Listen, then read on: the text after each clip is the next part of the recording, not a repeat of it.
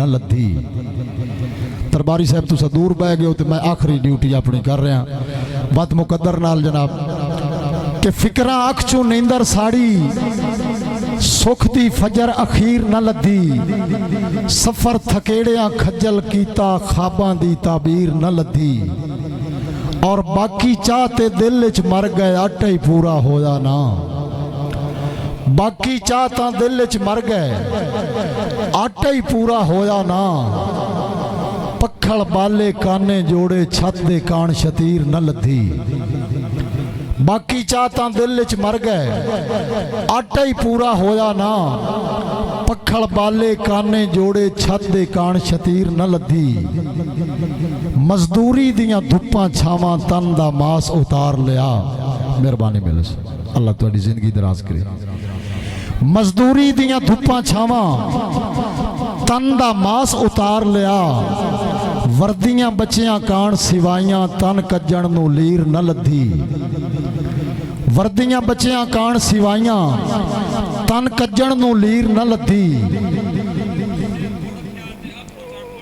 जी मेहरबानी ये तुहाडा हथ उत्ता करना मेरे वास्ते ये बहुत बड़ा एजाज़ है। अल्लाह मालिक तुहाडी अपनी कलम में होर असर अता फरमावे। मेरी दुआ है कि बाकी चाह तां दिल च मर गए आटा ही पूरा होया ना।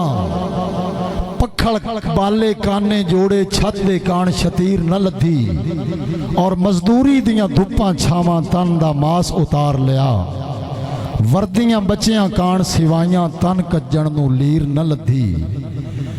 शेर वेखना सरकार कि तू मझियां दे वग चराए साडे सिर तगारी रही। मियां इरफान साहब तू मझियां दे वग चराए साडे सिर तगारी रही। साथों धी दा दाज न बनया रांझना तैनू हीर न लद्दी। साथों धी दा दाज न बनया रांझना तैनू हीर न लद्दी। पतराड़ी साहब तुहाड़ियां चुमियां जुतियां दा सदका शेर वेखना सर जी कि सा वेख गए एक मजदूर दे वत किसे गलत रवाज दे बदले। सा वेख गए एक मजदूर दे वत किसे गलत रवाज दे बदले। पई नचदी है गैरत गलियां विच बालां कान अनाज दे बदले। और मियाँ साहब ये मंजर वेख के अथरू ढह पे ये मंजर वेख के अथरू ढह पे। ओते कान खिराज दे बदले पिया डोली नाल जनाजा प्यो दा हाथी दे दाज दे बदले। बड़ी मेहरबानी अल्लाह मालिक मौसमी साहब तुहाडी जिंदगी दे बहुत मेहरबानी है सर जी। बड़ी मेहरबानी मारा मानुल्ला माल मलिक काशिफ साहब भुट्टा साहब तशरीफ आवरी दे शुक्रगुजार हैं सर। मलिक फहीम साहब की तरफों जनाब नो मोस्ट वेलकम कि तू मझियां दे वग चराए साडे सिर तगारी रही। साथों धी दा दाज न बनया रांझना तैनू हीर न लद्दी। शेर वेखना मियां साहब कि कल जोगी नू हथ विखाया है ही कोई लिखिया सुख दा सा। पता नहीं किहड़े लफ्ज़ां ते बंदियां दी दाद होंदी उस नाल मैनूं गरज नहीं। मियां इरफान साहब तुहाडे नाल गल है कल जोगी नूं हथ विखाया लिखिया है ही कोई सुख दा सा। जोग दी ऐनक नाल भी ओनू हथ चों ओ लकीर न लद्दी। जोग दी ऐनक नाल भी ओनू हथ चों ओ लकीर न लद्दी। और बीवी दी फरमाइश ते वीरा टीवी टच मोबाइल ले आया है। तारिक फराज साहब बीवी दी फरमाइश ते वीरा टीवी टच मोबाइल ले आया है। भैन दे सिर नूं कज्जण जोगी चुनरी तैनू वीर न लद्दी।